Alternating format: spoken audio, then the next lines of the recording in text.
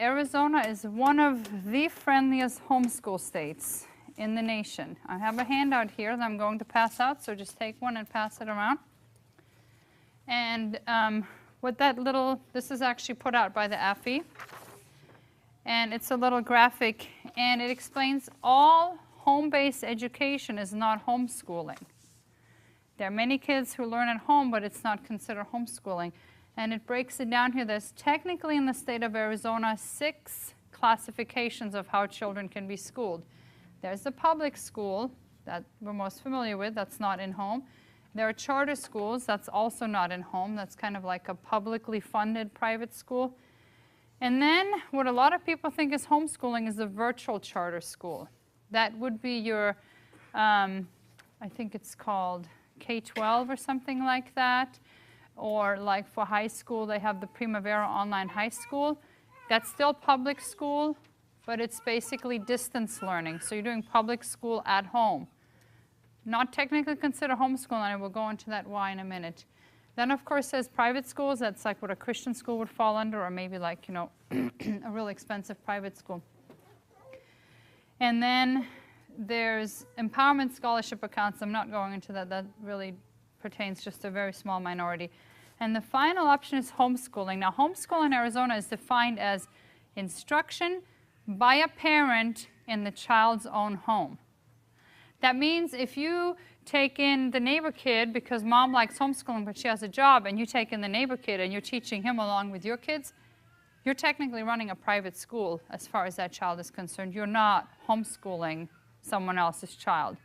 It is impossible to homeschool someone else's child or for your own child to be homeschooled by someone else. They are operating a private school, and then there's all the legalities with that. So I would not recommend you do that because you're running into all sorts of iffy issues there.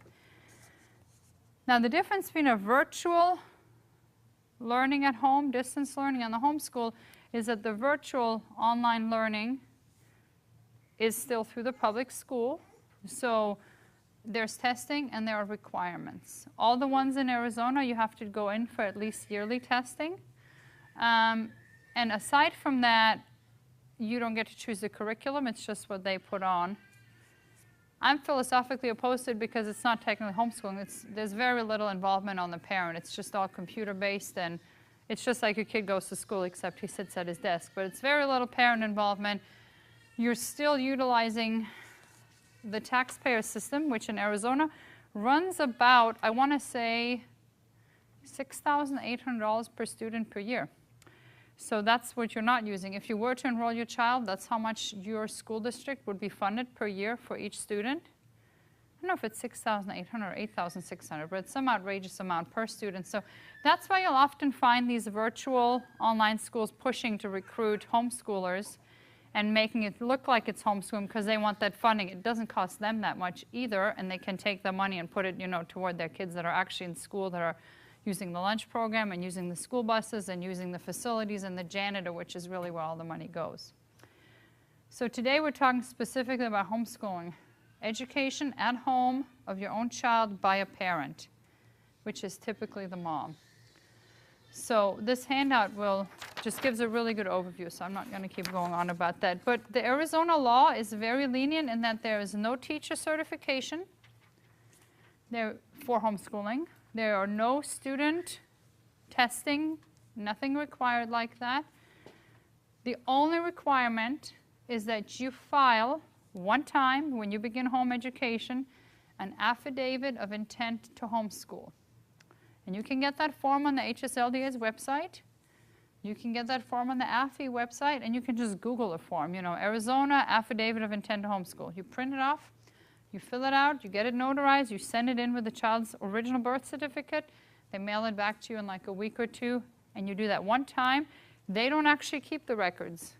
They take your application that you sent in, they stamp it with their seal, and you keep that, and that's your proof that you filed it. But they don't actually keep records on your child. Now, people have asked me, should I do that? And I always say yes. I know that there's those people who say you shouldn't get a driver's license or a birth certificate or a social security number, and you shouldn't give the government any information. And some of that I agree with. In theory, like I don't do the newborn screening because I just want to get a genetic fingerprint on your child. but I do have a driver's license because I don't want to get pulled over with 9 kids and have my car impounded. That's just not practical.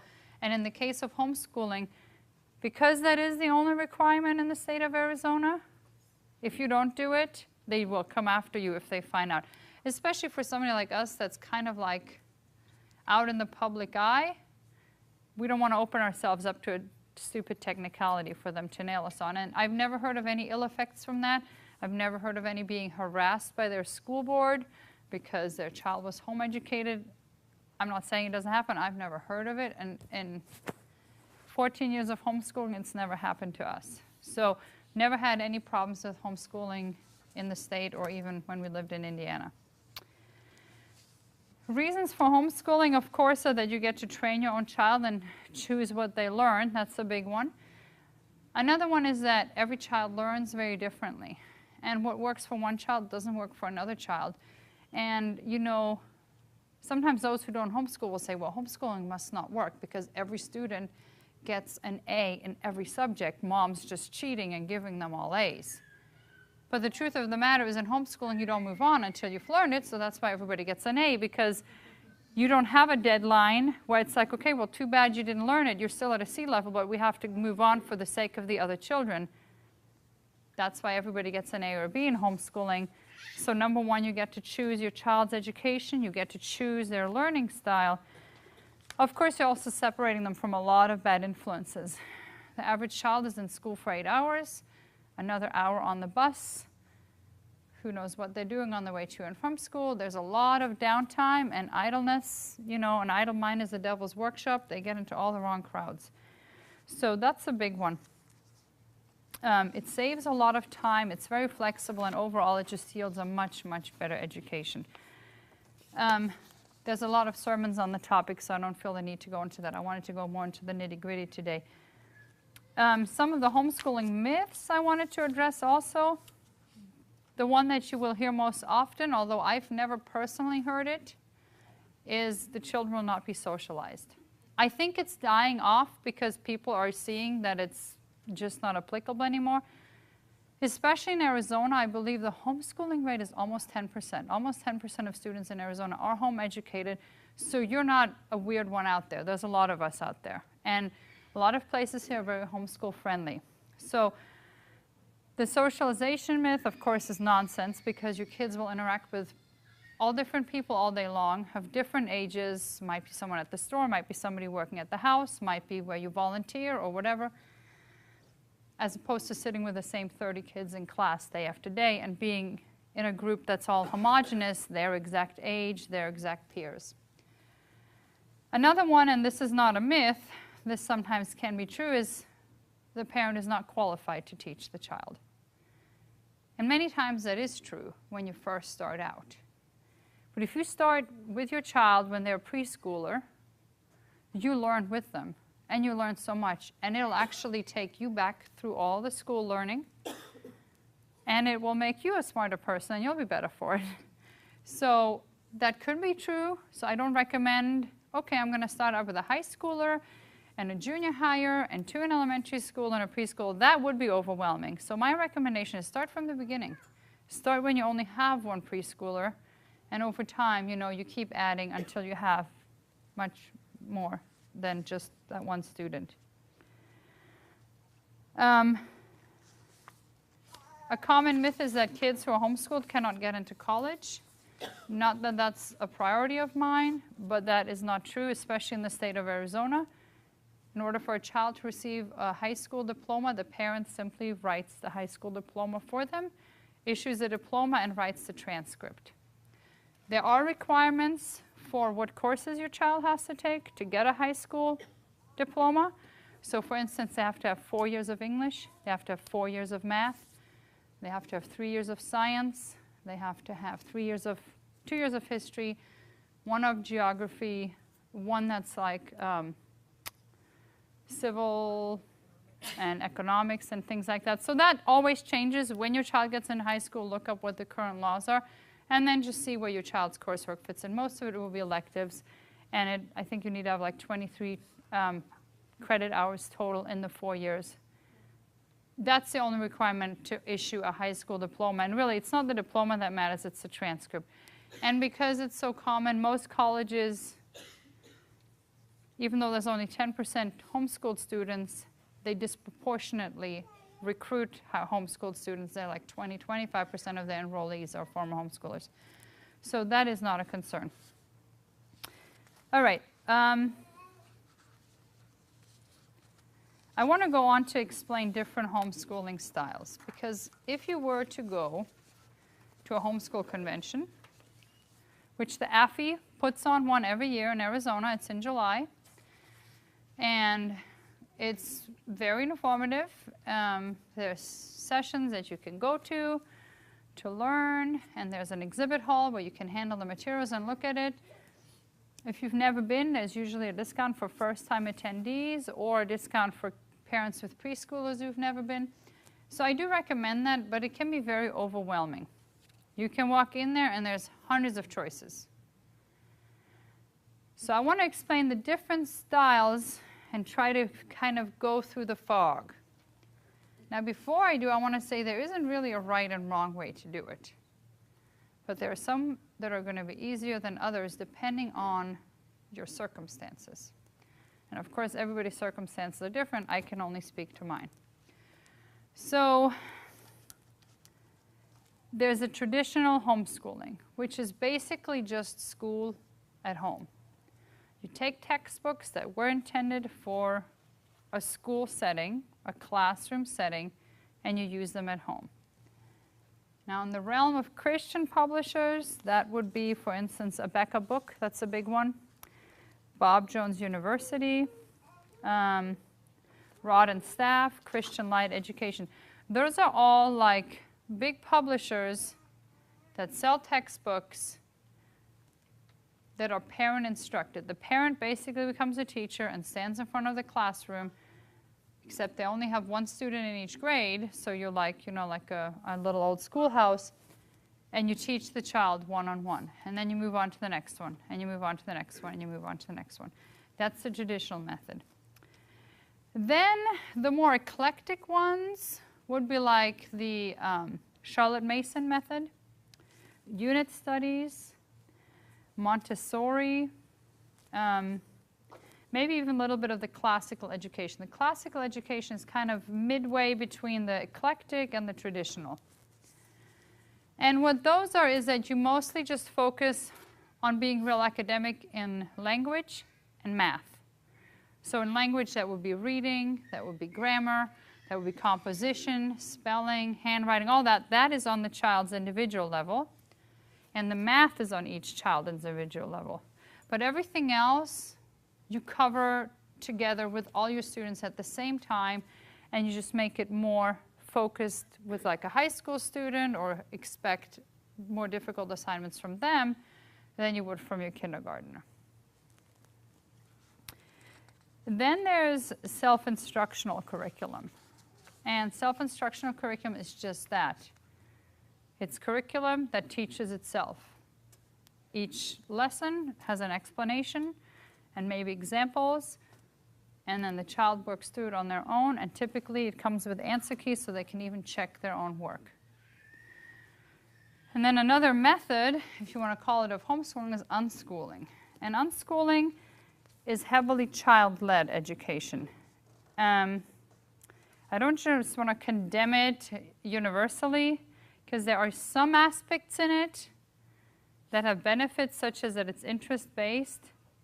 But overall, it's very non-structured, and I don't consider it a method, and I would not recommend it. Now, I want to go a little bit into each of the methods and the advantages and disadvantages. So just to recap, there's a traditional, which is basically just putting on school at home. There are the more eclectic methods, the self-instruction and the unschooling. The advantages of the school at home, and let's just use a Becca as an example, and I'm not trying to dump on a Becca, is it's very structured. So when you're just starting out and you feel like you're groping your way around in the dark, it feels great, because it'll riddle you. Open the parent instruction guide and it will say, all right, open in prayer, and then it tells you, like, read this paragraph to your child.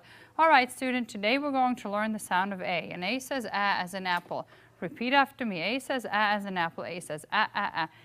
And there'll be about, per subject, depending on if it's phonics or math or whatever, 4, maybe 5 pages per day for each subject, just of the parent instructions of what you read to the child, and then it tells you, okay, now they do this sheet.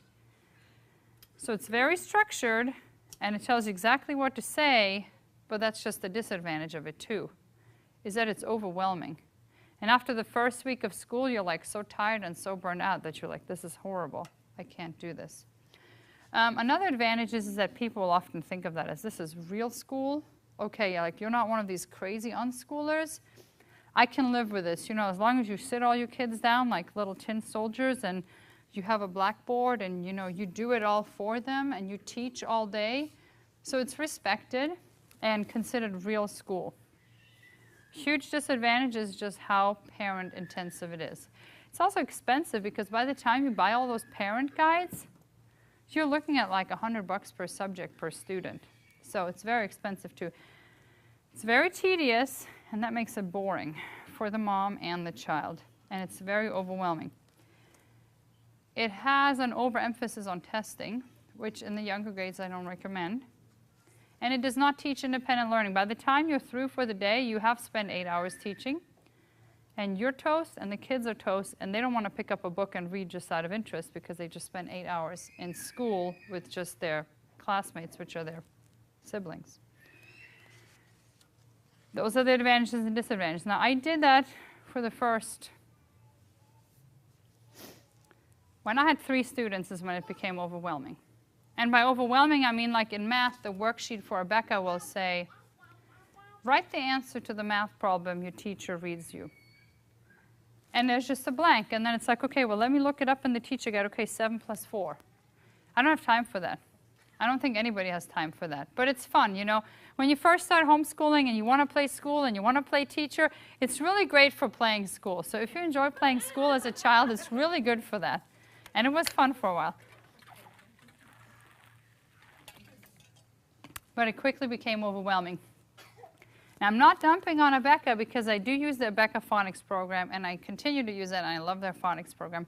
I have a separate session I did on that, so you can find that on YouTube, how to teach your child to read, and I use and strongly recommend the Rebecca phonics program. Let's go to the more eclectic. That's what I did for about 8 years.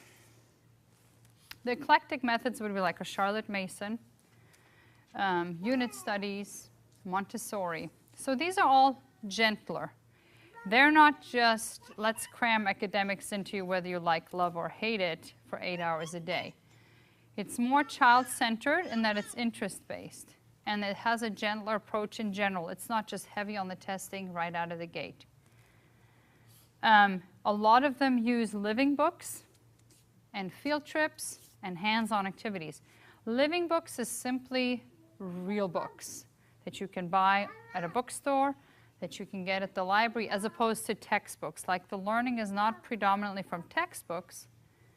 The learning is predominantly from real books, the way you and I learn. When a subject interests you, what do? You go on Amazon, you buy the books, you go to the library, you get the books, you read them. So that's what the eclectic approach is. And it's great because it's interest-based, it keeps the students' interest a lot more. It's not just sit down and do these sheets and write the answer to the question your parent tells you. The disadvantage is that sometimes it requires a lot of parent planning. There are ready curricula that use this approach. Big ones are My Father's World, Sunlight. These are all just the Christian publishers. I don't know if they're secular ones. Konos, which is an older one, but it used to be real popular back in the day. Tapestry of Grace is one of the newer ones. So these are ones where it's a prepackaged curriculum, and they tell you, okay, this week we're covering, it could be based by history, like going historically. It could be based, like the Konos is based on character traits, and it's 4 years, so you have like different character traits in each year in those 4 years, and then you learn everything connected with, like, say, chivalry or honesty, and then they're like with the chivalry, they bring in like the history about knights and things. So depending on whether you use an out-of-the-box curriculum or do the planning yourself, if you do the planning yourself, it's very parent-intensive, just on the planning part. So that can be very time intensive. If you get a ready one, it can be expensive because they basically pre-package it for you, all the way down to like sending you a box of all the materials you will need for all the hands-on experiments. So it's a great option. I did do that for 8 years, and I'm going to go a little bit into what I use for that if that's the way you want to go. The third one, the self-instructional. The advantages, obviously, is that it requires minimal parental involvement. This is the second year that I've not had to write lesson plans, and that alone used to take me all summer. Because with a self-instructional, it's just, you know, the kids know what pace to work through because it lays out each week's work. And the best part about it, besides the parent involvement, is that it teaches independent learning. And that is something that kids need in life. Because for those of us who went to school, we kind of grew up thinking learning is something that happens from 6 to 18. And whenever parents of like a 4-year-old say, well, I'd like to homeschool, but I don't think I can do it, I'm like, well, you've taught your child everything else so far. You taught him how to walk. You taught him how to talk. You taught him how to dress himself and go potty and be polite and ask for things and use his manners and how to act. And it's just like that with school. You might not know how to teach calculus, but you do know how to teach them the next step. And once you teach them that next step, you will learn how to go from there to the next step and the next step and the next step. And even long after they're done with high school, just like you and I mean, nobody here would say, since school, I've not learned anything new. I've just, whatever I learned in school is all I learned, and that's where I've just been at. You continue to learn long after you're done with school. So the thing about the self-instructional is that it actually teaches kids to learn on their own, and that's a very valuable skill that they need for life, and it takes them out of this mindset of learning only happens in school, because that's not true, but unfortunately many people have internalized that idea, and they do stop learning as soon as they leave school. The downside with it, that it can be expensive, because somebody is basically providing you with all the books. They're usually consumable, as opposed to like a textbook where you write the answers in a notebook. Usually the self-instruction is consumable because it makes it more convenient. So it can be very expensive. Or in the case of something like the Robinson curriculum, which is self-instructional, it's free because it uses all books that are available online for free. Then it's more parent intensive because you actually have to trace down all the materials and the books that are out of print and stuff. So again, it depends on, there's the more expensive ones that are more parent intensive, and you can do it for free. Now, with homeschooling in general, what's the cost of homeschooling? The cost of homeschooling is anywhere from free to upwards of thousands of dollars per child per year. And the question is, do you have more time or do you have more money? If I had one child and I were dirt poor, I would homeschool my child for free because there's plenty of resources available for that. I have a lot more money than time just because I have no time, not because I have a lot of money. So for me, it's important that I can use a curriculum that costs more but takes less on my part. So self-instruction is what we've used for the last 2 years. Beside the cost or being parent intensive, depending on whether you make your own or buy it, is that it's easier to cheat on the self-instructional because the parent is not just teaching you and not just looking over you and not getting the answers from you. Kids that are sneaky and lazy can worm their way through it, and you kind of have to check on them at least weekly. Check their work, take the answer key away and check it yourself to make sure they're actually getting it. Not that I'm speaking from experience or anything. Last method, unschooling. I couldn't think of an advantage. So there's nothing there. I guess the advantage would be that kids, they would say kids just love the learning, but I don't think so. I don't think kids who are not held to any standard enjoy anything. I think unschooling, as most people practice unschooling, teaches them laziness. It teaches them that there are no deadlines, don't work under any pressure, teaches them to procrastinate. And it's a really bad habit to teach your child not to do things that they don't enjoy. You can't just, well, he doesn't like math, so we don't do math until he's interested in math. That doesn't fly in any job in the real world. So typically, unschoolers you will find are people who are undisciplined in the rest of their life, or have a mom who's lazy or uneducated herself, so this is going to work well for her. And I'm sure there are exceptions to this. I'm sure there are unschoolers who raise brilliant children because the parents are brilliant and talk to them and teach them stuff. And last time I was negative about unschooling, I had so much hate mail. So I'm sure those exceptions are out there, but by and large, the unschoolers are the ones who are like, well, we didn't learn fractions. We just go in the kitchen and we bake cookies, and that's how they learn about fractions, you know, because half of 1/4 is an eighth. It doesn't work. You can't bake enough cookies to teach your child how to multiply fractions with unlike denominators. It just doesn't happen. And while I'm on that, this is my hobby horse anyway, so I find that most math in the United States checks out after 4th grade. Most people, not all, can do addition, subtraction, multiplication, and division. That's what's covered in your 1, 2, 3, and 4. In 5, you'll learn about fraction, and in 6, you'll learn about decimals and how to convert the one to the other and back. That's where most Americans check out in math. And you will talk to them, and it just goes right over their head. And then algebra starts in 7th grade, but because they already have 2 years of no math knowledge, most people check out after just the 4 basic operations. And it's because they learned fractions doing cookie cutters or something. So don't be that parent. So unschooling, I would not recommend. As far as curriculum, there is no set unschooling curriculum, of course. They might print a random worksheet, although a lot of them just don't like worksheets. Or you know the little workbooks you can buy at like Costco or something. Or they just get library books. And there's value in that. I'm not against that. But that alone, there's not enough structure there to make a good education out of it. That's a good thing to add as an add-on to your diet, but it's not enough to make a good education diet. So with that in mind,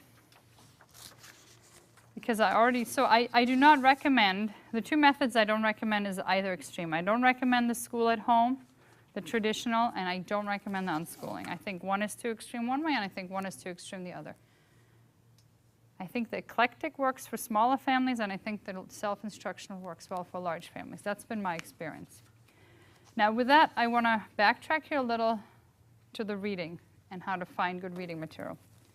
The most important foundation for homeschooling, the number one thing, if you only teach your child one thing, if you have to put your kids in public school, if you're a single mom struggling to survive and you have to put your kids in public school, or if you just don't want to deal with your kids because they drive you insane and you know, you don't want to be home with them or you just go nuts, and you're like, I'm just going to put them in a public Christian or public school or Christian school, I can't handle it, whatever it takes to keep your sanity.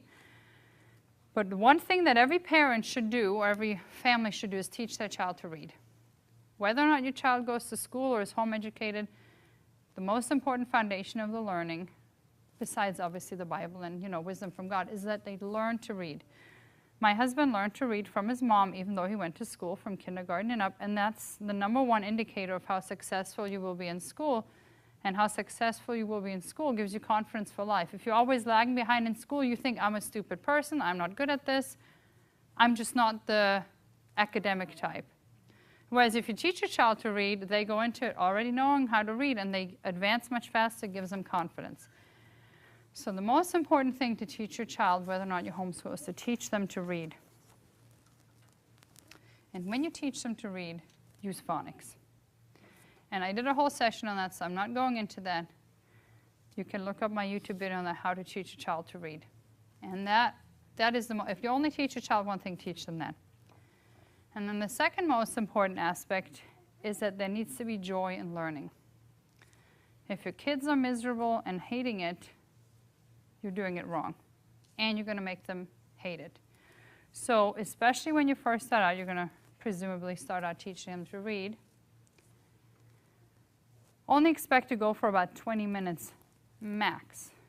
If at any time before the 20 minutes up, 2 minutes into it, 5 minutes into it, the child is like, I'm tired, I don't want to do this, I want to go play in the yard. Don't be like, no, we're going to finish this. Let them go and try again later.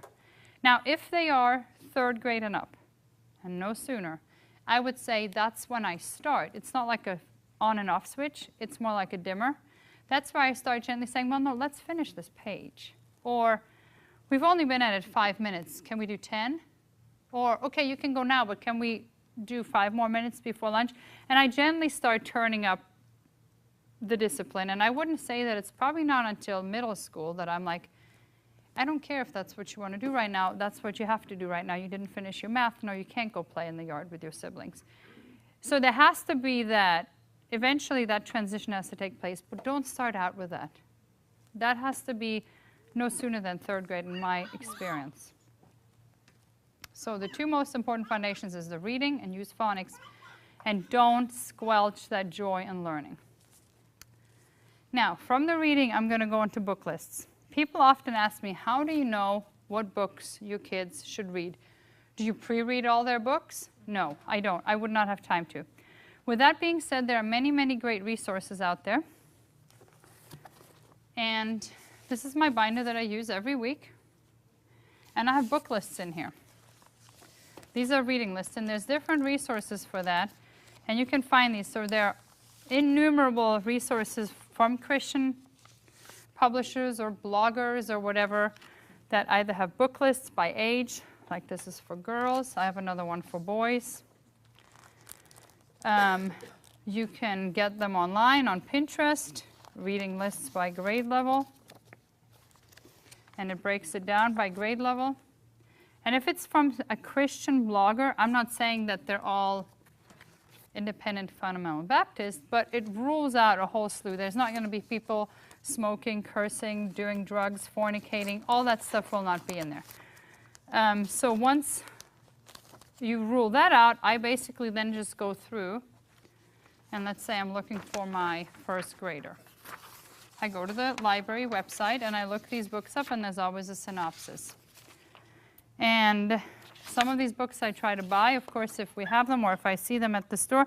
But for most of these, I just write the library call number on there, and then I have it for future reference, and I can just easily get them. So those who I know I'm not going, like here's a list that I've done. I crossed out this book about Abraham Lincoln because I think he was like one of the worst presidents, so I'm not interested in my kids reading that. I would cross out anything by like, we don't do C.S. Lewis or Tolkien because it's like weird and occultic. So I cross those. I have books that I know that even though Christians read them, we don't read them. I just cross them out. Like the Chronicles of Narnia is crossed out. And then I highlight the ones that we have, so I know I don't need to get those again. And then the ones we don't have that I've looked up, I will write the call number on here. So then when I go to the library, I can pull this out and pull them up. Or what I typically actually do is I have, whenever I go to the library, I bring my library book list with me, where by section I've written down what books I want to get out that week. It just makes it easier when you go with kids. Or if you want to go during nap time and you only have an hour, putting that on there makes it a lot easier. So for the resources, I use book lists, reading lists off Pinterest. A huge one that a lot of people like, and you can just simply Google this, is the Robinson Curriculum book list that I've referred to earlier. You can just print it online. There's a lot of classics on there. You can't go wrong with most of those. And then another thing that I like to do is I like to use catalogs from Christian publishers. And one of those Christian publishers that does the eclectic approach that I was talking about is Sunlight. I'm not a representative of Sunlight. I've never actually bought anything from Sunlight, but I like to get their catalog. Because when you look in their catalog, the way they do it is that each year they have a different focus. So like American history, early American history, the pioneers, world history. So each year has a different topic.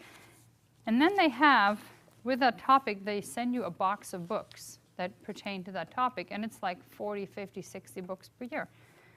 But in the catalog, it breaks down which books they send you. And these are all real books. These are not textbooks. These are living books. And it gives a little synopsis. So I can read about it right there and be like, nah, I'm not interested in that. Or, oh yeah, that sounds like a cool book. And then again, I do the same thing. This is my new one, so I've marked this one up. I do the same thing where I just write it in where in the library you can find it. And then when I want it, I just add it to my list and we get it for that week. So that's another really good resource for where you can get books, is catalogs from Christian publishers. And I highly, highly, highly recommend the Sunlight one. And the Robinson Curriculum one, like I said. Another one that I really like, and again, I've never actually purchased from these, I just use their catalog, is Total Language Plus. And this one's nice because they don't have that many in there. They only have like maybe 10 books per year for each student. And these are all classics. Like, these are all good books that my kids have all enjoyed. It shows you, it gives you the synopsis, and again, you can just write in the call number, or you can just, there's few enough here where you can buy it. And this helps you find books that are wholesome, that teach moral values. That's really the reason why you want your kids to read, because you want them to read something that doesn't just entertain like an Encyclopedia Brown or a Geronimo Stilton, which is more like candy for the brain, but actually teaches moral values. Whether or not they're talking about the Bible or they're explicitly Christian characters, they can still teach, you know, perseverance or honesty or hard work, things like that. So all these books, if you get them from a Christian book list, a Christian publisher like that, they will all have those themes in them. So to find good reading materials, find a catalog, find a book list, and go to the library. My goal is to go to the library weekly, and I typically get 30 to 50 books because I cover a wide range of ages.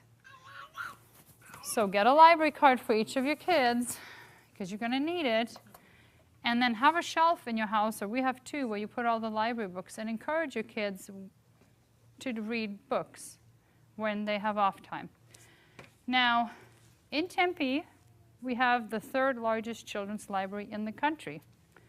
It's actually almost the first. It used to be the largest, and then like Chicago and one other library like added like 2 shelves to make it technically bigger. So it really is like one of the biggest children's libraries in the country. It is rare that I don't find a book on this list in the library. When I can't find it, I've always requested it. There's a form where you can request it, and I would say 90% of the books I've requested, they have ordered. They have a budget where they want to order books, and they never get enough requests to fill their budget. So virtually every book you request from them, unless their supplier doesn't have it, they will get it. So I highly recommend using the Tempe Public Library system. Better than the Phoenix one, because the Phoenix is broken into so many branches that you'd have to get it, you know, brought to your local branch. Much bigger than Chandler or Mesa. So I highly recommend that one. So no matter where you live, can you get a card at Tempe? If you live in the Valley. Okay. So you need to go down there with an invoice that has your home address, and I believe has to match your driver's license address. Go on the website, it'll tell you. And they also have a vast, and I do mean vast, selection of audiobooks. They have Overdrive, they have One Click Digital, and they just added Hoopla. And between those three, probably 50% of the books on these lists, you can get as an audiobook. So you just install the app on your phone, you connect your phone to the jack on your van or car or whatever, and you can play it while you're in the car. And you can get books in that way, you know, and it's wonderful. So the reading, besides just making the kids smarter because they're reading real books, and when you provide them with 50 books every week or every other week, they then read interest-based. You know, I'm not telling them they have to read all 50 books. I'm just like, these are the books, pick what you want. And they pick it and they read it. It also provides quiet time for them, besides playing video games or doing stupid things, because they will get into stupid things. And you want that, because when they're done with their schoolwork or when the little people are napping, they need something to keep them occupied that's not just brain candy. You know, video games is like brain candy. I'm not saying not to do it, but it should be like candy. It should be very sparingly in their educational diet. So that's why the reading is so, so important, besides just teaching values and teaching them actual knowledge. And I have been astounded by my kids. Like, we'll be talking about something, and they're like, oh, yeah, and they'll rattle off all these facts. They're like, they just told me yesterday this thing, I never even heard about it, ingots. Because I was doing, like, Duolingo, and it was lingots for the currency. And I'm like, that's weird. He's like, well, that's based on ingots. I'm like, what's an ingot? He's like, that's a unit of gold. Okay. I didn't know that. But I guess gold is measured in, who knew about ingots? Well, they acted like I was just like a dunce. Like, you don't know that it's like you can buy it in bars or in ounces or in ingots? No, I didn't. But it's all the time. They're like, you didn't know that? No, I didn't read as much as you do. I went to school. So it's astounding how much they learn. It really is. And I think it's from reading living books, real books. So don't shy away from the library thinking, I can't get library books because I have to pre-read everything. You don't have to. If you're selective, and if your kids are taught, well, there's been one instance where in one of the books, there was like something questionable, and it wasn't off a list. It was just one I picked up while I was getting one from the list. And someone's like, well, I put that away because there was like an inappropriate joke in it. So your kids will know. They're not just, cool, Mom missed this one. Let me read this again and again. They're not like that. So then also on the eclectic, I wanted to talk a little bit about materials you can use if you want to go the eclectic route. Now, I told you there are ready curriculums you can buy, like the Sunlight. And it comes in a massive box because it has all the materials in the box. And it is very good. If I had 3 or 4 kids and that's all I had, and I had unlimited finances, I would do that. Because it comes in a box and you just order the kit and that's it for the child. And it does come with a parent guide, so you don't have to sit there and decide, okay, this year we're going geographically, or this year we're going through history. It just has it all lined out for you, so that's nice. But it's about $500–600 per student per year. And then you can reuse the books, because when you have another student 2 years later, they reuse the books. But the ones that are consumable, of course, you have to buy again. So I didn't go that route. I went with making my own. And there are books that are available to help you with that. So this is one of them. This is Galloping the Globe. And this is a geography-based unit study. There's also Cantering the Country. So this is going around the globe, country to country. And then there's the other one that goes state by state. So we did this for 3 years. We did this for a year, and then we did the state by state for 2 years. And basically, it's just that. It breaks it down first by continent and then by country. And it'll show you, okay, this week we're covering India. Here's a worksheet, and it comes with a DVD, so you can actually print it. And it shows the parent a list of books. Like for India, you will be covering learning about the geographical formation of sea, because of course it's a peninsula. You're going to learn about Amy Carmichael, a missionary, William Carey, a big missionary to India, Gandhi, which even though we don't believe in it, I do still cover this with my older students. You know, I don't want them when they go out into the world just be like, who's Gandhi? What's Buddhism? You know, knowledge is power. Then there's recommendations for general books about India. And then it teaches you for science. You can learn about elephants, tigers, water buffalo. And then for activities, you know, you can color flag of India or the map, make Indian fry bread. It has Bible you can tie in. And then holidays and celebrations they cover, and so on. So it does that for every country, and it has a few sheets. So it does that for every country, so that's what you cover that week. And there's other books like nonfiction books and fiction books. So that's one good one that I like, because basically only buy this one book for all your students for an entire year or 2 if it takes you 2 to go through. Then this book was $22. And every other book I got was from the library. It was from the book list. Basically, this is just a list of books. That's all it is, and ideas for activities. Galloping the Globe.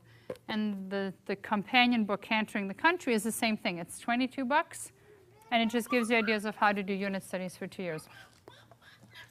After that, we did 4 years of history. And again, for each year, I just bought one book for all my students. This list price is $37, but I know it's cheaper when you actually buy it from Rainbow Resource. It's like $30. And this is book 4. So it starts with creation and goes all the way to modern age. So that's why there's 4 years. And again, it's the same thing. You know, I broke it into weeks. So this started out in Britain's Empire, Victorian England, the Sepoy Mutiny, and then it just gives you book lists, activities, that tie in. So you don't have to start completely from scratch. Again, this is just one book you buy per year for all your students, and everything else is coming from the library. Or you make a recipe that they put in here, or you make a craft that they provide the sheets for, and you just Xerox it or use stuff that you have laying around the house. So this is very cost effective. I love doing this. My kids learn so much, I learn so much. So these are basically just lists of books for that eclectic approach, where you use real living books, and this is just your backbone. This is just like the rope that you walk along as you walk through history, as you walk around the globe, as you walk state to state. This tells you, when you're in China, cover these things. When you're in New Hampshire, cover these things, and get these books from the library or wherever you want to get them. Bless you. Another book that I really like that's history-based is All Through the Ages. And this doesn't have any activities. This is strictly book lists. And this book is a wonderful, wonderful resource. It just breaks it down, going from creation to modern times in the first half. And in the second half, it's geographical history. So it'll like go through the history of Germany in historical order and so on. And it's strictly book lists. I mean, that's all it is. And it's broken down by grades. And it's broken into like literature versus nonfiction. And it can be overwhelming because each of these lines is a book. So there's about 7,000 books listed in this. It's more like an encyclopedia. So when you're like, okay, I want to learn more about the Sepoy Mutiny, you look that up and you find like 10 more books that you can get on it. So this is a really, really, really good resource. But it's not enough to make the curriculum itself. If you want to do unit studies and you don't want to buy the My Father's World or the Konos or the Sunlight, which is more pricey, if you instead say, I want to do that, but I want to get the books from the library instead of buying all these books that we use something like this or something like this. So I did that for 7 years, and I really, really liked it. When you do this, your child will still be on their own level for math and English, like I said earlier, because you cannot cover math and English in these. That's still, they have to be in their own curriculum. So I did that for 7 years with 7 students, but eventually it became overwhelming because to go to the library and get that many books and have to actually sit there, and you still end up teaching them a little, like, okay, we're now learning about China, and this is what we're learning about. You still have to go, but it eventually became too much. So I have now gone to self-instructional. Now, as far as self-instructional, there's some crossover, like the Christian Light Education and the Rod and Staff, which are listed in the traditional, are also somewhat self-instructional. So you can kind of use them as self-instructional. There's also for the math, the Saxon math is self-instructional for kids who are very motivated. But as far as curriculum that's fully self-instructional, I think the 2 biggest ones is Life Packs and the School of Tomorrow Aces Paces. Now the Life Packs is a Christian publisher, but they're kind of more liberal, not King James only. Personally, we only use curriculum that's King James only. So we went with Aces Paces. I actually taught in ACE school when we first got married for the first year, so I was familiar with it. And that is what I had been using for their math and English for several years now, because it is self-instructional. But it was 2 years ago that I switched all their subjects to it, because doing that became overwhelming. Now, we still do that as icing on the cake. And I'll go to the library now once a month and be like, okay, I know that Rebecca in social studies is learning about geography and the solar system, so I'll get her books on the solar system from the library. And I know that Miriam in science is learning about acids and bases, so I'll get her books on that from the library. So I do that in addition, but the pressure is off that I don't have to provide that if I don't have time because of whatever. I brought one as an example. Now again, I'm not saying that you have to use this. I'm just showing you the difference between the different curricula. In this particular one, my kids do 5 subjects. They do math, they do English, they do spelling, they do science, and they do social studies. I do not have Bible as a subject for my children, and I don't recommend you do because they get preaching, and presumably you read the Bible to them when they read it on their own. So I consider that enough, and they do the Bible memory from the bulletin and whatnot. In addition to this, of course, we also do field trips and art projects and more interest-based things. But I keep it to those 5. That's like the backbone, because that way they still have a lot of time for the reading of other books that's interest-based and just, strictly that. So the way this one works is that for each subject, so let's say social studies, per year there's 12 of these booklets. And that's how LifePack works also, I believe. In a traditional school year, there are 36 weeks of 5 days instruction, 100 days of instruction. So each of these has to be worked through in 3 weeks. And that's literally the only thing I do is I'm like, okay, 39 plus test, that's 42 pages. So you need to do 14 pages per week. And all I do is I'll write in end week 1.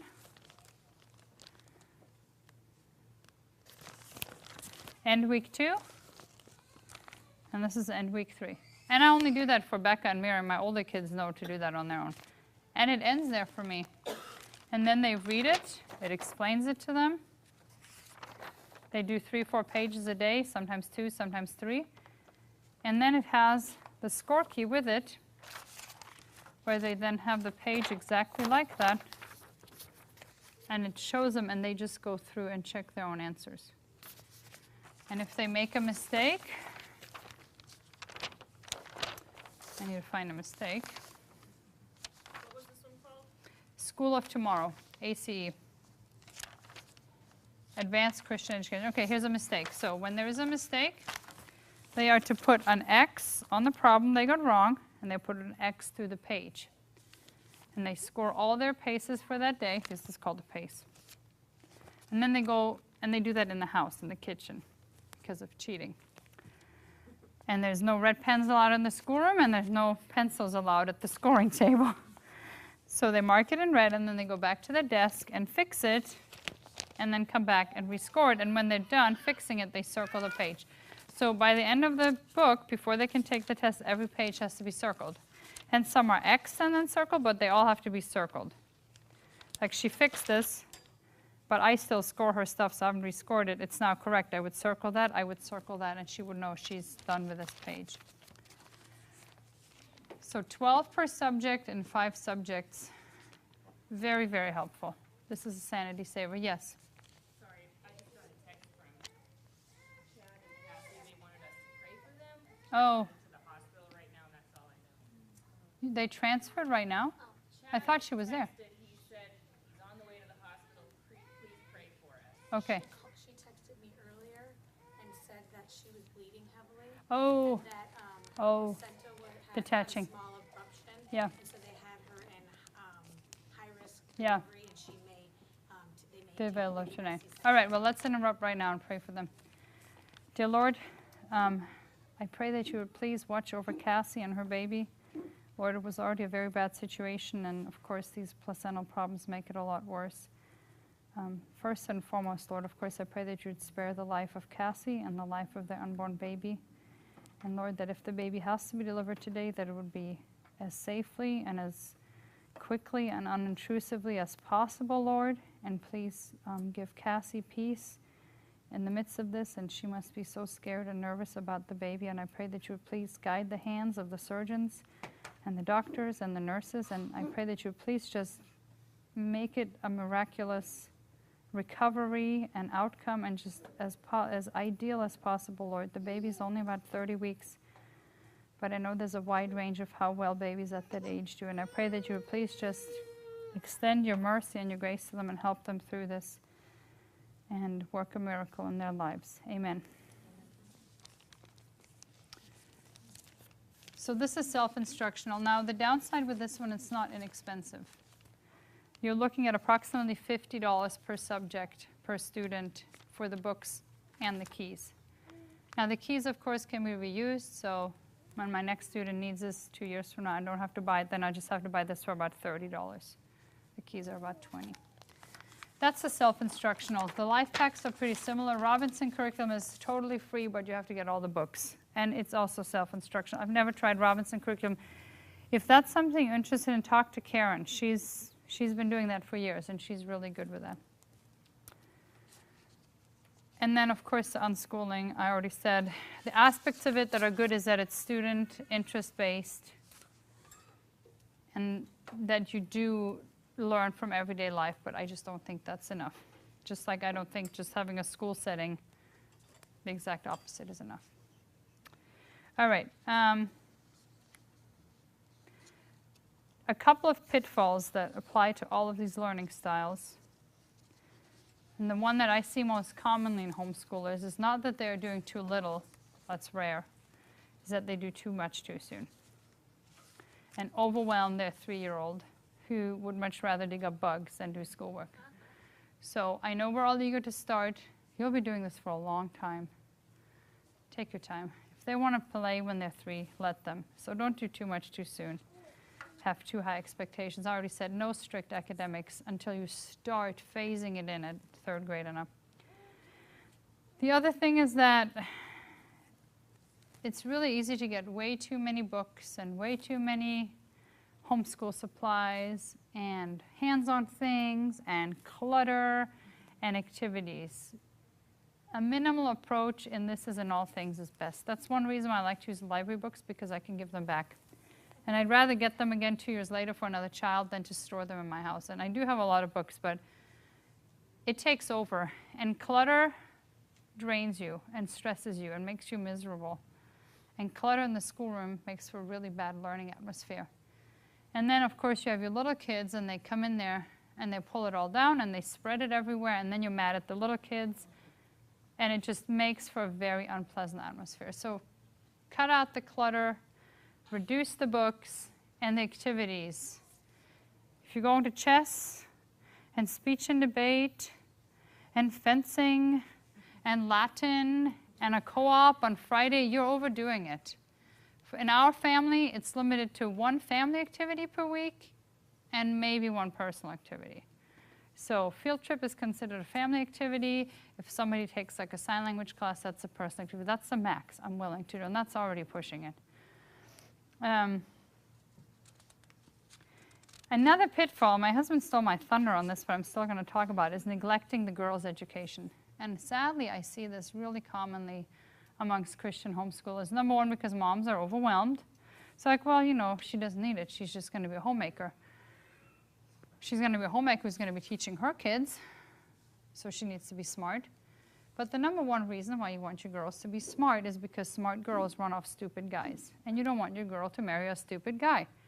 And every stupid guy is scared of a smart girl. So you can just right there just send them packing. And you know, then they're not going to end up with somebody who is going to teach them just the most nonsensical things of like, did you know about the Mandela effect? And isn't it so weird that one God is in 3 persons? And just all this nonsense, just all this stuff that's constantly, I mean, think about how many families in our church, how many wives just left because their husbands were dunces.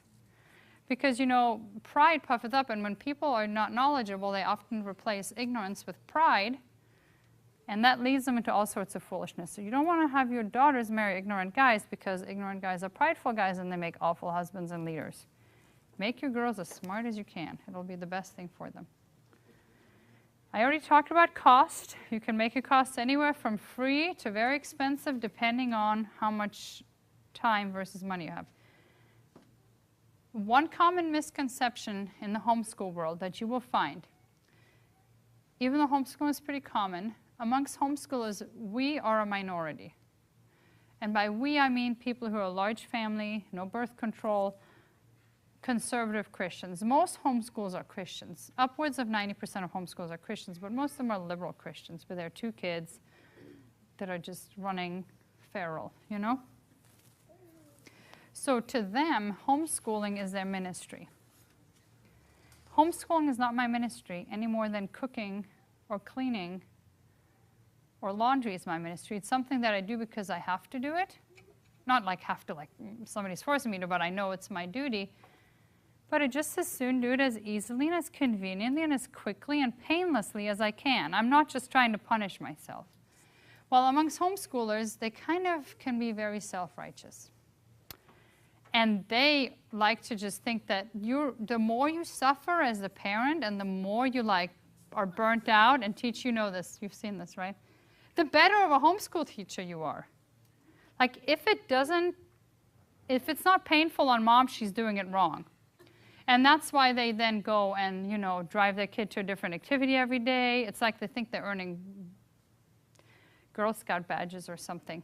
Or they take the kid to, like, I never get the speech and debate. Like, who signed, my kids need like a class on how not to speak and debate. I don't understand who these parents are that like actually intentionally take you don't need a class on that. You need a class on be quiet and do as you're told. So they like to punish themselves. So part of the reason why the self-instructional curriculum gets a bad rap, and don't let this get to you, is because they're like, it's too easy on the parent. And I was in a homeschool group, and this mom said, well, I used to use ACEs, PACEs, and my kids loved it, and they got all A's, and they would complete their work so quickly every day. I switched them to a different curriculum because I thought it was too easy. But do you think I made the wrong decision because now they hate learning? They've all fallen like a grade level or two behind. I have to nag them all day. And I'm like, well, why do you think what you're doing is superior? Was there anything lacking academically? Oh, no. Because academically, if you look at their scope and sequence, it lines up with like all the, the best curricula. And, of course, it's grades and grades ahead of the new core. What do they call that? A new curriculum? Common Core, yeah. No, it didn't lack academically. She just felt that learning had to be painful. Like if it's not like a drag, like you drag yourself to work, then it's not. Knowledge is easy to him that understandeth. If you understand something, you enjoy doing it, and it's easy. That's a good sign. So don't let people dissuade you like you're a bad homeschooler if you don't take your child to a different activity every day. You're a bad homeschooler if you don't want to stand at the blackboard and teach 7 kids in a row. And when you look at a curriculum like Abeka, here I'm bagging on them again, if you go to their website, they have a sample schedule for multiple grades. And it gives you like a kindergartner, and I think a 2nd grade and a 5th grader. And the schedule is broken. It's like a nice table. And it's broken into 15-minute increments, starting at like 8:30, going like down to 2:30 in the afternoon. And it shows you like your 3 students. So at 8:30, it shows you for each of them, the box that's shaded in gray is who mom is working with. So the kids, some is shaded in, that's where mom's teaching that particular child, and then some is not, that's where the child then does the work that mom assigned. From 8:30 when they start till 2:30, mom is in some shaded in area the whole entire time. I mean, there's no bathroom break, there's no coffee break. There is a lunch break. And we all know how much of a break we get in that half-hour lunch break. I mean, right? We all just sit down and take a break. So from 8:30 until 2:30, mom is on her feet nonstop with a different child because Abeka isn't telling you not to use birth control. And they're not accounting for the fact that, yeah, you have the kindergartner and the 3rd grade and the 5th grader, but you also have the toddler and you also have the baby. And that just sends that whole thing. You will be so frustrated and so frazzled that you think that you're a bad parent, but it's just that you're using the wrong method. So make it as easy on yourself as you can. There's no glory in, I'm a better homeschool parent because I suffer more. And like one of these things that you'll see where parents suffer is lab. Your high school student needs lab. And they need to dissect a cow's eyeball. And they need to have these frogs in the freezer that they're going to take apart. We do 0 lab. Because a lot more effective than doing the experiment and more efficient is you crack open a book and you're like, okay, this is what happened. Here's a picture of it. Okay. And you can get in 5 minutes with 0 cost, which you could do by taking a whole kitchen apart and getting, a cow's eyeball all over the place. And if you just want to see it, you could even just pull up a YouTube video. So some of these learning methods are really inefficient, and they're just to keep mom busy because she wants to feel like she's a teacher. I don't identify as a teacher. I identify just as a mom, and that's just one of them. Like I don't identify as a laundress or a chef or a chauffeur. It's one of the many hats I wear. So my number 1 advice to moms would be make it as easy on yourself as you can. And that does not mean that the kid's education suffers. They can have a solid education with a self-instructional curriculum. Or if you have a little more time because you have a fewer kids, the eclectic approach is also I would recommend one of those 2 and neither of the extremes of school at home or unschooling. So that's a myth. If it's not hard, you're doing it wrong. Now, just a few last practical tips. I think I'm wearing everybody out here. Is have an area where you do schoolwork. Have a schoolroom, or at least a bookcase. If you're very limited on space, have a bookcase where you put all the materials, where they can get them out, set them on the table to work, and then put them away again. Don't have a cluttered schoolroom or a cluttered school area. In general, try to cut down on all clutter in your house, of course, because it'll drive you nuts. But try to have a set place for all the materials and a set place where they do school. Keep it organized and keep it minimal. All the little stuff that they don't use, it's just the toddler's going to just be making a mess with it. And be consistent. Have a schedule where you expect certain things of your kids. Don't just let them run amok and, do whatever. That will drive everybody insane. And of course, having well-disciplined children is the only way to survive. If your kids are swinging from the chandeliers, you're going to be frazzled, you're going to be run down, and nothing's going to happen. If you have babies and toddlers, I recommend either always having one of the older kids watch them or doing schoolwork while they nap. Now, when we use ACEs PACEs, my kids can get all their schoolwork done during nap time.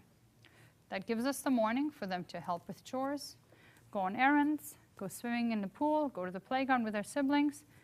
Their morning is off where we do field trips, once a week usually. And then in the afternoon, while everybody's napping, they can do their schoolwork. If we do it to where one or two of them are watching the kids and the other ones do schoolwork, then during nap time, they can read silently. Now, I say nap time because every child in my house, and I strongly recommend this, that's younger than first grade takes a nap. And I learned that from my grandma, and I didn't like it then because she put me down for a nap when I was 6. And my mom was the same way, and they're like, you'll understand when you have kids. That was very good advice. Kids that are not in first grade need to take a nap. By first grade, they can read enough to work and start working on their own independently. And then they're silent during nap time. Everybody else takes a nap. So there's not a big time frame each day where the toddlers and the baby are unattended. And by using something self-instructional, it requires so little hands-on. It's just here 5 minutes, there 5 minutes. Then I actually have time to deal with, like I just have the 2 kids because the other ones are at the schoolroom table working. So that I found cuts down a lot. I know there's other recommendations like have activity bags for the toddler and do this. When they're playing on their own, they just make a mess. I don't want to deal with the activity mats and the puzzles and the manipulatives. I don't want any of that. I just want to send them out in the yard where they can play with sticks and that I don't have to pick up. So minimize, and you should be able to get all bookwork in a day done between 2 and 3 hours. If it's more than that, you're doing too much. And that 2 and 3 hours can easily coincide with nap time. So that's also how, of course, I handle having 7 students in 7 grades. I this year have Solomon, 15, he's a senior, 12th grade. Isaac, 14, he's in 10th grade. Is that sophomore? And then I have John, 12, 8th grade. So every other grade I have 12, 10, 8, 6, 4, 2, and then Stephen is in K5. And I really only have to work hands-on with a K through 2nd grade. By 3rd grade, they can work independently because they can read completely fluently. So I only have 2 young students and 2 baby and toddler. So I can watch the baby and toddler while I work with the 2 younger students. Stephen only takes 20 minutes a day. Then he goes down for nap. The other kids go down for nap. Then I can work with Anna, my 2nd grader, during nap time. And the other kids work completely independently. Having a well-managed home, of course, helps. I'm not saying to make a 15-minute schedule, but I do say to have a structure. I have a very structured home where we know, okay, lunch is at noon, dinner is around 5:30. Before you start schoolwork, you have to have all this done, the morning chores, whatnot. So whatever works for your home that will be different from yours and from mine. Meal planning, of course, have the kids help with the chores. There's no reason why they should do schoolwork for 8 hours a day, pushing pencils, doing busy work, when they can get it done in 3 hours and help around the house for 5. Because in a large family, there's always a lot of life skills that you can learn. Sometimes they come down here and work for my husband doing shipping operations where we send out DVDs. Sometimes we go to an orchard and pick a ton of fruit and then can it. We might be shopping, things like that. So make them help and don't feel like, well, they have to be in school 8 hours a day. 2 or 3 hours of bookwork is plenty, and that will still give them lots of time to play even if they work. And of course, you need to have the right attitude. If you feel overwhelmed, figure out ways to simplify because you will burn out. This is a long-haul marathon. And do whatever it takes. You'd be better off teaching your kids less and not losing your mind than feeling like you have to live up to someone's expectations. The truth of the matter is, even if you unschooled your kids, they would still come out knowing more than the public school kids. So when you compare it to that, whatever you do, you're still coming out ahead of their peers. Because they learn so much in church, and then they do have an interest to learn on their own. They will pick up books if you teach them to read. If you're overwhelmed,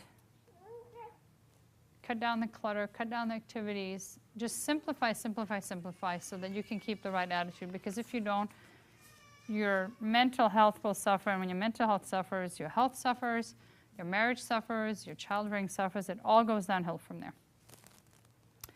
That concludes everything I have on here. Now, if anybody has any questions, I'm doing a Q&A. But if you don't have any questions, all right, so Brother Chris is going to turn this on. Okay, do you ladies prefer to speak into this or that you say the question and I just repeat it loud? Okay, Brother Chris, don't turn it on. I'm going to repeat the question. All right. Okay. Do you do any kind of gym? Do I do any kind of gym? So, yes, for years we did. There is a program here for homeschoolers. There's several programs, so I don't want to promote one particular one. There are many in every state and in Phoenix. There are many programs for homeschool PE. And we have been going to one for years. I know some other people who go to it, where you meet with other homeschoolers, and there's like an actual coach there, and we would go once a week. This is the first year we're not doing it because my kid's like, Mom, those kids are so liberal. They're always talking about Star Wars, and this one kid just, Isaac got in a conflict with him because this guy is talking about John Lennon and Yoko Ono. And Isaac called Yoko Ono a really bad word. He's like, you know, she posed on an album cover nude and, you know, called her a derogatory term. And this child just freaked out and notified the parent. And it melted down from then. He's like, well, he's pushing this like this is good music. And I was like, look, let's just not talk about it. But they keep pushing it. So my kids are like, let's not do that. So my husband's going to do PE with them this year every week. But there are lots of good programs out there. So yes, I would say do PE every week. The 4 fundamentals that I think every child should have, and everything else will fall into place, is language and math. Because that will give them good structured learning, and that will make them intelligent people who can actually think. So I think every child should do language and math. PE, because they need that physical outlet. And I think they should do either music or art or some creative outlet. But the 2 most important is the math and English, because if they know math and English, everything else they will accumulate themselves, interest-based. PE, because they need that outlet, especially the boys. And whether you do that on your own or with a group, and some creative outlet. So, does that answer your question? There's lots of programs for homeschoolers as far as PE. So once you have 9 kids, you can make your own PE group. But when you only have 2 or 3, you probably should join a group. My other question was languages. Do you do like is there a place the library that Pastor recommends that we do with your little kids? You mean foreign language? Yeah. So the question is, do I do foreign language with my kids? Yes. The library has many programs. And again, they're an online electronic resource. And that actually runs through the Phoenix Public Library. So even if you go to the Tempe Public Library website, they redirect you to the Phoenix Public Library website. And programs that cost, if you were to purchase them privately, you can use it. If you log in through your library, you can use it for free. You can have the app on your phone. My kids really like Duolingo. That's just a free app. They really enjoy that. I don't want to be dogmatic about it because we do speak English and they don't need a foreign language to succeed in life, being English as their first language. But learning a foreign language helps your brain to develop areas that you would not otherwise develop. With that being said, I would not teach my kids a dead language. I know a lot of homeschoolers like to do, especially the classical approach, you know, the speech and debate and chess people. They like to do Latin. It's a completely worthless pursuit. And this is coming from me who did Latin for 7 years and graduated with Latin as one of my subjects. It's mildly helpful because like a lot of root words go back to it. But if you want to learn Latin, learn Spanish or Italian and or French, and you get that same exact benefit, but you can actually use it. So I would never recommend wasting time on learning a dead language. In Arizona, of course, Spanish is wonderful because the only way to learn a language is not from a book. You actually have to speak it. And that's the only way to do it, by learning from a book the words and grammar, but then applying it in real life. So yes, I would strongly encourage it, but not if you're overwhelmed. If you're overwhelmed, that's one of those things that I would cut out. Like how often would you start on little ones? When you start? I'm going to speak to my experience. I started in 5th grade with English. English was my first foreign language, and I didn't start until I was in 5th grade. Now, I was bilingual at this point, but everybody else in my class started in 5th grade also. And I almost flunked out of the Smart Kids school because of English, because I was so really bad in English. So I think 5th grade is plenty. And then we added a second foreign language in 7th grade and a third foreign language in 9th grade, because in the Smart Kids school you have to learn 3 foreign languages. So I don't find it useful to teach kids a foreign language when they're 2 and 3 unless you're bilingual and you're actually speaking it with them. As far as learning it, I think if you start by 5th grade, you're plenty early. I thought there was like an age they needed to hear it or something. That's what Yeah. You'll hear a lot of expert advice from English speakers on how to learn foreign language. And you know it doesn't work because so few people actually speak a second language. So we started in 5th grade, and every person in Germany speaks English, and they all start in 5th grade. So I think that's plenty early. And I don't think you can be like, I know, you didn't start early enough because you speak so bad. So 5th grade, I would say, is plenty, because then they can also work on their own. They can write out their vocabulary words. Otherwise, I mean, I'm sure it's nice to listen to it on tape with kids when they're little, but I don't put any stock into that, them actually learning from that how to speak, unless you're bilingual and you're speaking to them at home and you speak German with them at home or Spanish or whatever your second language is, then they learn at that age. But if they're actually having to learn from a book, I would not start before 5th grade. Anybody else have a question? Do they each have individual desks? I heard you say like schoolroom tables, so you have like a designated area? So do they each have individual desks? And again, what I do at my house is going to be different from somebody else does at their house. Personally, I find it best if they have their own space. If they're all sitting around a round table and they talk to each other, they talk to each other. So at our house, we have an 8-foot table, and I have 1 kid on each end, and I have 2 in the middle. And I make sure that this kid and this kid, farthest apart, are the ones that are like the most wanting to talk to each other. Like my 2 boys are there, and then I put 2 girls between them that they don't want to talk to. Or you can use desk dividers. They used to have individual desks, but we just don't have the room for that anymore. So they're out in the schoolroom. Solomon works at night when he gets home from work. He only has hardly any coursework left. And then the little people, Stephen and Anna, work at the kitchen counter, because that's usually where I'm at. I'm in the kitchen, and I can see them, and I can make sure that they need their own space, and they need to be kept from talking. Or that's all they'll do. What about, like my daughter, she goes so fast. She learns so fast. They went to kindergarten in like 2 weeks. Yeah. You know, and it's like, I mean, she's 7 and just turned 7. She's on a 4th grade level. Yeah. Do you just, Is there a downside to that? you know, No. So she's saying her daughter is really advanced and going really fast. If she's enjoying it, let her go as fast as she wants. And that's the nice thing with the self-instructional, with these things. It's made for being worked through in a year. But if they're going fast and they get it done in 6 months, you can go on to the next one. And they can be like my Becca is one level ahead in math from all her other subjects. She's in 5th grade math, but in 4th grade everything because she's this math whiz. So that, again, goes down to the individual. But what you could also do if you feel like, okay, you're not stopping enough to smell the flowers, I would add a lot of living books and get her to read a lot of books. And that way you can spread it a little thinner because book learning is not the main thing. She can learn whatever topic she's covering in the books, get oodles of books on it, tie in activities, maybe she can make a recipe on a topic she's learning about, things like that. I would stretch it and kind of bulk it up a little with things like that. I'm going to do this whole section, then move over there. I have two questions. What age do you teach your children to do cursive, and what, or do you even, and what curriculum do you use to do that? All right, so the question is cursive. Do I teach my children cursive, and what age?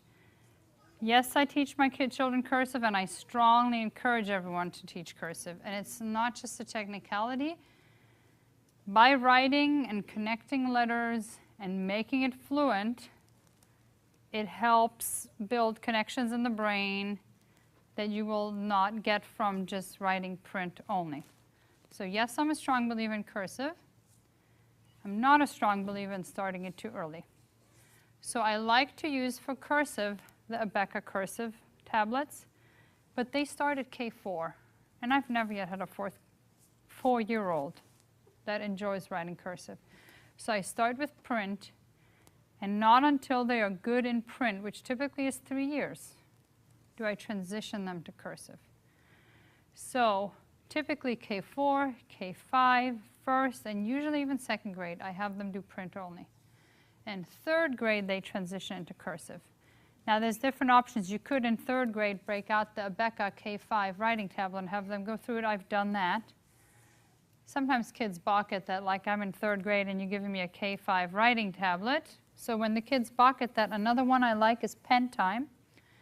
Pen Time is just one about 80-page booklet per grade. It's not associated with this, it's just a booklet like this. And they start cursive transition in 3rd grade. So you can use it for the print, and then in 3rd grade, they really just start learning the strokes. So it's like a mix between print and cursive. And then 4th, they start with cursive. Or in the ACE curriculum, it transitions them to cursive in their English curriculum beginning in 3rd grade. So depending on what you use, I introduce it in about 3rd grade. And there's different options for doing that. You can do the Abeka, you can do the Pen Time. The curriculum you're using might be doing it. But yes, I definitely do cursive, and I start in about 3rd grade. And the second question is a computer and typing. Mm-hmm. What age do you start that, and is there any like computer program that you like? Good question. Okay, so typing. Again, yes, I definitely encourage your children to learn to type. Very important. I don't think it's beneficial much beyond a video game before age 10. And that's already early. I have used Typer Island for my children. That's typing instructor for kids. So the program is called Typing Instructor, Typer Island for children, and it's fun. So Becca is 8. She does it, but for her it's really more like a video game because she'll sit there and hunt and peck. But it keeps her busy. Typer Island, typing instruction, Typer Island. Google it find it on Amazon. You can either get the CD-ROM, or what I recommend, what I do is I always do the download from Amazon. Because then if you scratch the CD-ROM or whatever, you can just download it. Amazon keeps all your files, you know, so. And then for the older kids, so Solomon learned with that because he was done learning by like age 12. He was like a whiz. Isaac went through the whole thing, but he was typing real slow because he's like really good about, you know, going under the radar with his schoolwork. So he graduated from the whole thing, but was very slow and hit and miss. So I actually got him the typing instructor, the adult version, and he's working through that now. It's not as distracting, and he actually has to sit there and type. So either of those, depending on the age, I would recommend. You said the first one, that could be used for like a 6-year-old? Yeah, it can be used for a 6-year-old. I mean, I don't know how much they're going to retain, but like Solomon probably learned that when he was 8 years old, and depends on the child. So I would say the earliest I would start at 6, probably more 8 or 10. And then with an older student, I just use the adult typing instructor. It's the same software, but the adult version.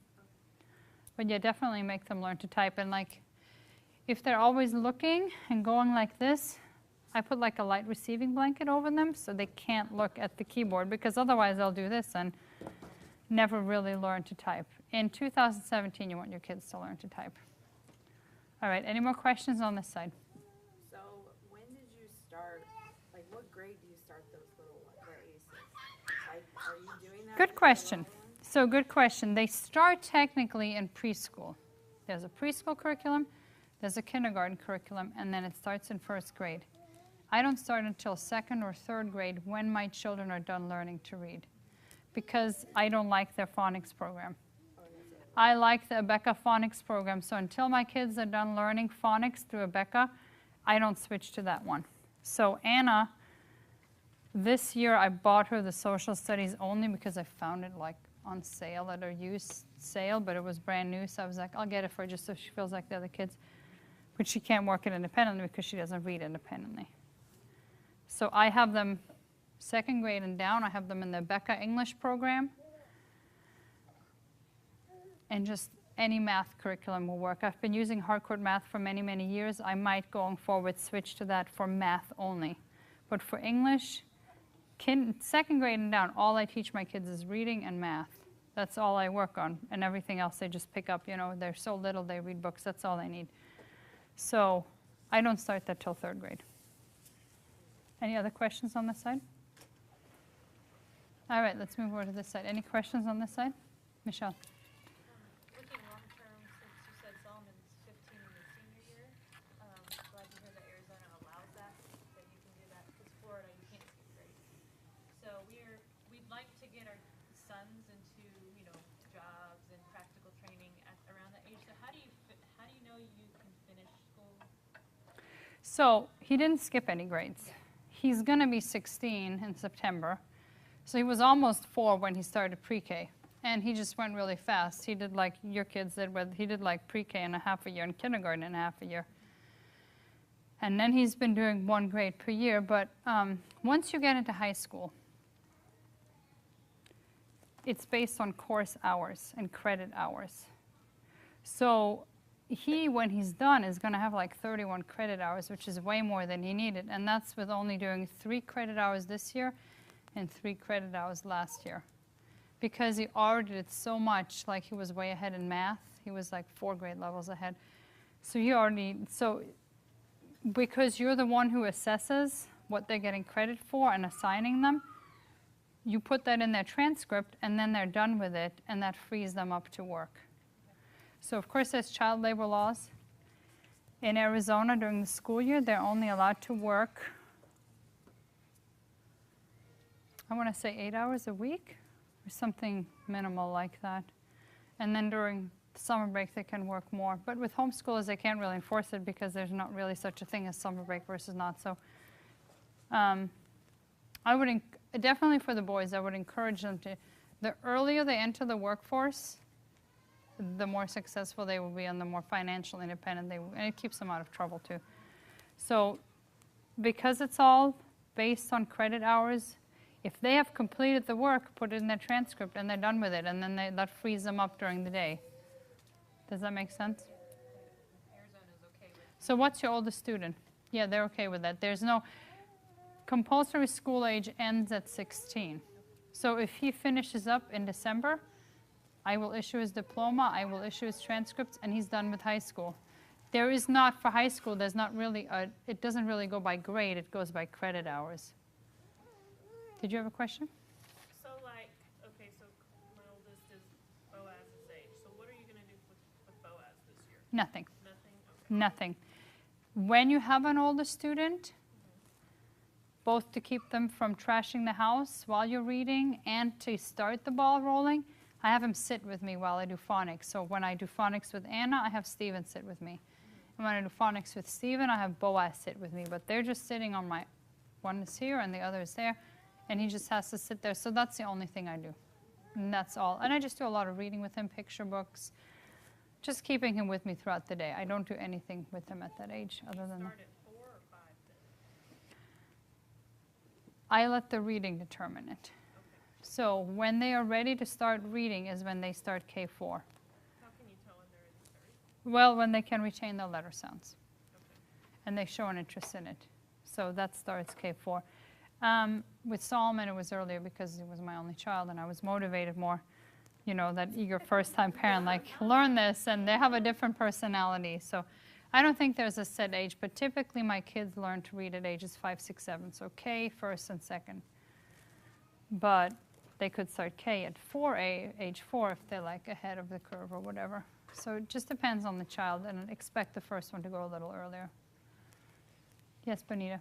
If a person has their kids or they have older kids and they've been in school, public school forever, and for whatever reason they can't pull them out of public school right now, would you say that it's okay for them to do something like this on the weekends and maybe in the summer, spring break, Christmas break? I do think it's okay, but it might be overwhelming. Because already if they're in school, okay, so sorry, the question was, if they're older children that are in public school for whatever reason, would I homeschool them on the weekend and during summer break?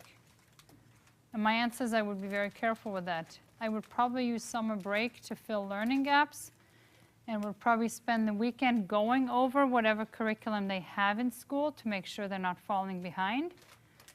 But I would not add additional stuff besides reading. I would find books that they're interested in and add that. You don't want to overwhelm them, because if they're gone at school for 10 hours a day, much more than academics, they need family life when they get home. And if at any point a parent, I'm talking to people who are mostly starting their kids out homeschooling, but if you find yourself taking your children out of a traditional school, I always recommend take a long break. Take a 2, 3, even 6-month or a year break, where you basically just allow the child to relax and shift their mindset, do a lot of reading, do a lot of hands-on, do a lot of family activities and field trips to kind of relax their mind and get away from the schoolroom setting learning. And sadly, the opposite is often true, that parents take their children out of public school and they're like, I can prove that I can do this, and they put too much on, and then kids, it's just too much. I would back off. I would probably not do that, except to make sure that the stuff they are learning in school, they're really understanding and not falling behind. Any other questions? I have a question. Yes. I'm crazy, I think. I'm starting Lily this year, at least just to get her involved in it. And she's having a hard time with writing. What kind of resources? How old is she? She'll be 3 in December. Okay, so Lily is going to be 3 in December, and she's starting her writing. She's having a hard time because she's too young. Right, I figured that, but I mean, is there, No. I mean, she does it like this, but That's- there's nothing. No. Okay. You need to back off, or she will hate learning by the time she gets to 2nd grade. Okay. She will learn to hold her pencil on her own. That's a pet peeve, by the way, of mine. Make sure your kids hold their pencil right. There's only one correct pencil hold, and it irks me whenever I see a picture of somebody not holding, and it's funny because the picture I use on the Facebook group is somebody holding their pencil wrong. So there's an innumerable way of holding pencils wrong. This way, that way, this is a common one. There's only one correct way to hold a pencil. You grasp between these two and you put it on your middle finger. Pen rests here and your hand rests on there. And if you don't have this right, your kid will not learn to write correctly. I don't know about left-handed kids. But it's basically the opposite in the left hand. Left-handed. Yeah, so, but you still hold it with 3 fingers. You're not doing this number. You're not doing this number. This is the only correct way. Yeah, yeah. This one, it's possible. You could also hold it with your toes, but it's just not going to be the same. So, pet peeve of mine, make sure your kid holds a pencil correctly. It will pay off in the long run. And I recommend there's pencils. This might be helpful for you. Chunky pencils that are triangular, Okay. where you put 1 finger here, 1 finger here, 1 finger. Faber-Castell is a great brand. I get all my kids the Faber-Castell pencils when they first learn to write. They have them in the chunky, and then they have them in the thinner version. So, go ahead. Musical instruments. Musical instruments. Yes, so I'll get back to that. But honestly, I would totally back off in Lily's case. That is way too early. If she doesn't enjoy it, you're too early. I didn't want to. And the reading comes along before the writing. The motor skills, their mental skills, my challenge with young students is always that their mental skills are ahead of their motor skills. They can add 4 plus 6 is 10 long before they can write the answer 10. So that will frustrate them because they feel like they're bad in math because they don't have the motor skills to write the number 10. I do writing long, the reading long before I do the writing. I mean, Anna, if you saw her writing, you'd be appalled. She's 6 years old and her writing, but it comes, especially with the girls. I would totally back off. That's not a good first skill to teach. When do you teach them homework handwriting though? Like second grade? When they first start writing. Yeah, so Boaz is still doing this number. Well, actually he's doing this number, and I'll try to have him hold it like this. But I just let them scribble, and eventually they go to this. And then when they start writing and they try to do it different, I'm like, hold your pencil right. So, and I find using the triangular pencil is much better than using the pencil grip or pencil hold that you can put on because it's so chunky and fake. Musical instruments. So I do think musical instruction is very important. That's that fourth thing where they need that creative outlet. So if at all possible, yes, but at the same time, I wouldn't drive myself crazy with it. I know there's inexpensive instruments like, a what? Yeah, or what's that other one? Not the flute, the recorder. You're going to drive yourself nuts. So whatever it takes to preserve your sanity. I like the piano. The reason why the piano is an easy instrument because all the notes are laid out. On a guitar, you have to find each note. On a recorder, you have to find each note. On any brass instrument, you have to find each note. The piano kind of lays them all out, and it helps the child understand music theory. So the piano is a nice one. Lessons, of course, are not inexpensive, but it can be self-instructional. And you can find pianos for free on Craigslist and FreeCycle. So I would recommend that, but don't drive yourself nuts over it. Age to start?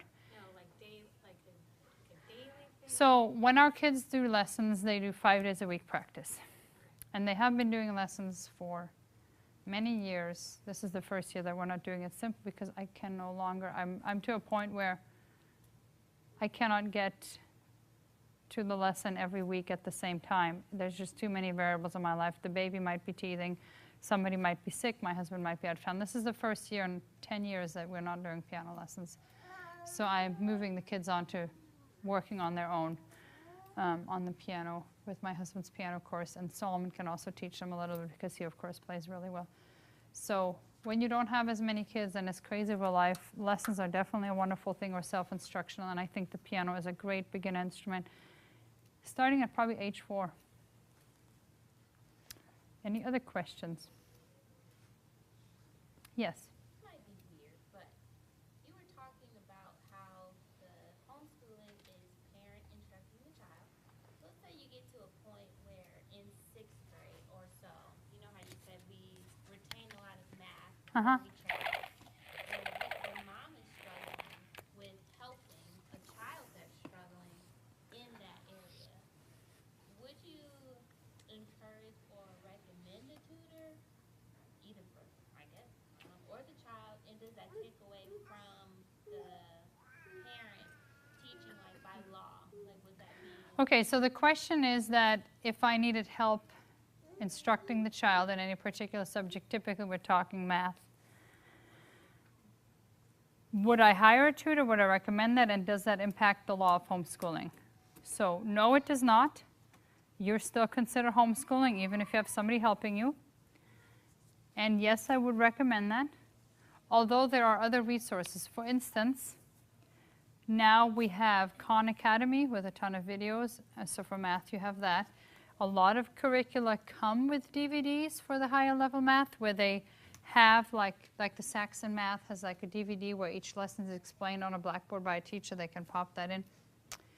Or really, ideally, as the mom, you would work through that with them and read the instructions, especially in the self-instruction. I've not had kids come to me with math problems because it explains it well. And if you have those learning gaps, you really should work through it yourself to learn that. But in general, no. There's nothing wrong with getting a tutor any more than like going to PE group or participating in a co-op or something, and does not affect the law of you being considered a homeschooler.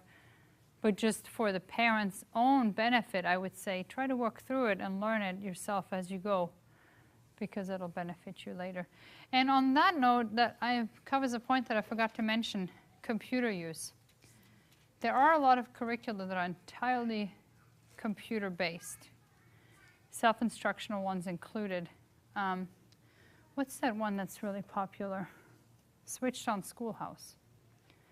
And that's a Christian one. They actually, that same publisher has a secular version. Even though they're a Christian publisher, they have a secular version. I think it's called Monarch or something like that, that they use in public schools. And I find it really disingenuous because in their public school curriculum, even though they're Christian publishers, they teach evolution. And I contacted them, I'm like, why do you do that? And they're like, well, you know, we just feel that it's better to reach them with something than nothing. And I'm just like, no, you're just in it for the money. But even aside from that, and they try to hide it on their website, like it makes it look really different, but I know because a student who had been doing Switched on School as at home switched to public school, and she's like, this is identical, except they switched that out and they like removed all Bible and made it like, you know, politically correct. So then I like dug into it and I found that out. But the other reason why I don't want to do anything computer-based, and this is why I would never do the virtual academy, is because I think it's really bad for kids to sit in front of a screen for hours a day. It's just not good for them. And learning from a book, the Bible is a book. We learn from books. Learning from a book is a really good, important skill. So I don't do any computer-based thing except the Saxon DVDs. Solomon used those once he got into like calculus and trigonometry and things like that. Any other questions?